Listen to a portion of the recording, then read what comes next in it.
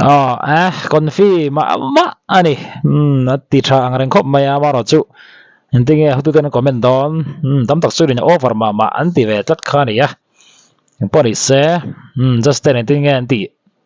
tam tak su ne thin le ka ring anti a tam tak su ne thin to ka ring lo chu ti khati ti sup ani ya pori se aron perform trivia in ka ri a confidence nei tha khop mai boka stage sa chevel mu anuam bok zai tha to khat view chu na riat mar chu technical tak chuanin chu ti lai han ti tu chu om thua enang mai li udawi khan han soi ma sate se Kati there che ni ka. ai mai chi pi lam pang he chu ti han tang dun zel te Mai li pui chadu anuam anui du bok sia anuam no kanin ko me don viawin ka sha ka naw ni me ro 你没到那么厉害。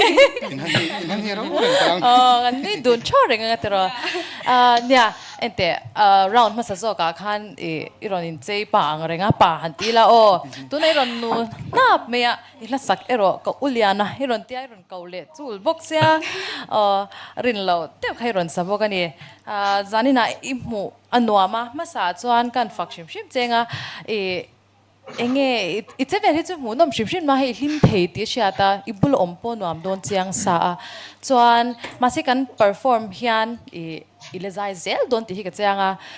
heta lo po heta po ni me theya mo mundanga po nang ma ina ishat ve tura ka do shim chu kan zai chwa kani tlema kan sevel hi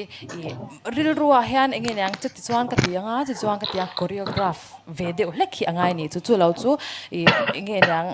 mu nom lo hi lo chang tam thei chin lu tu ka ni chuan chu te chu kan advice do cha hi kal zen tura chuan chu lawa chuan o chu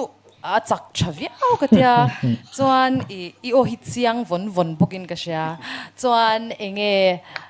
kadu khop lo na inga ma ka ti chu phone khana hi ka let ti ma let phone sa de legin ka sha alamoi tur khat le min alabo in ka sha zai moi tur tu khi alabo chen hian ka sha ni chu chuan chu ka soi thei ani de se 个老妹， meng te khan han soi ve te la kal mai the re reng le ne man mo mia su le tui don chong ka uliana slow de ni ron tia chuan hlau deuh ka lo nei ni i ron tiang ti hlau deuh ka uliana i ron wholesale thu dang ti ka hlau khop mai kha tun tum hian ron ti hi anom nual thin hian ka sia khami kha i ron ti thut lawa smooth deuh te ron kal lai kha ka lom lutuk phot ani mo khalai a khan chuanin la lai vela a bit mil che imong hatia in ti vel ta kha etinga i kong kan ti zong e khang tek po kha a thakop in ka sia kero lai mo no man lo ti ni chu uzawi hi azai te hi tam tak khi lo en la performance se Mizo Hmingtea chuan keima chuan tha kati ber tha kati ber ani mo Mizo Hmingtea chuan ti top mayang chuan in hey ama te po hi lo en na sala mo hey performance tha chuan in zai hetia kan en page chuan hey ti swal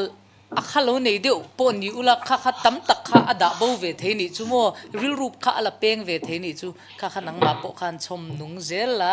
in zir zela tin I o hi atliang chuak nal katia mo chuat atop lama la a wholesale in ron kala I o kha sang na lutuk katibuka chuan a wholesale I ron kala la di wa khan microphone big kha o hi an to chan te han king la shet la mo kha ai khan alang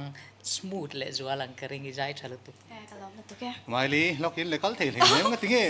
ka hau che lao do mi ka in house ro don mon le to ming hi shit ol sam do hi mai li sai rap han ti hian hai mai li sai ra sa tang khan a peng la lo ri ni to ka lai te kha mai li sai rap ti kha a moi ria wa tin nie hey zo thleng ai ta kan noma zo mur chuai ta kan noma zo lung len ta kan noma nang hi tu zo ha category khai ron ni ta ni in non zo ha in zairo kha chu a hindustani le rai mai an la cho be ka mo hindustani le rai mai ni khalai vel te kha chu tin io achaka chiata I ka soi thui don lova problem in lai kha chu ati midang patro manga ma ro chu thil pakhat chu I performance le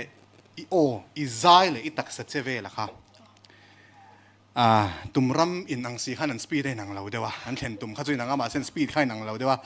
in khak boy in nerwal lo dew kha om thina khalai te kha performance atanga zai kalsan lo to vel che perform kha ron ngai don ta ni I lo tling chau zel ani chuan tero ma se thaliam me tan chon ui om riau don entertainer vibe khai nei ve ta kan lo in ngai tua non ngut ngutang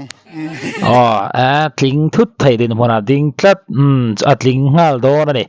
han ti bol thei chu ni lawa ning pon I share on perform bon khop maya khating ha kan la mungai lawa ni tu competition a hian pon I seng en mu dan rim rim tlin karing a performance upon ai tha ai in lo ti nge tlin karing lem lo ni azai asial lem lo azai thim lem lo ai over ma over confirm ma in lo ti lai te kha comment ma khan lo sei ula king pon I se on view in ka ria ke ma chuan in lo sei ve le don ne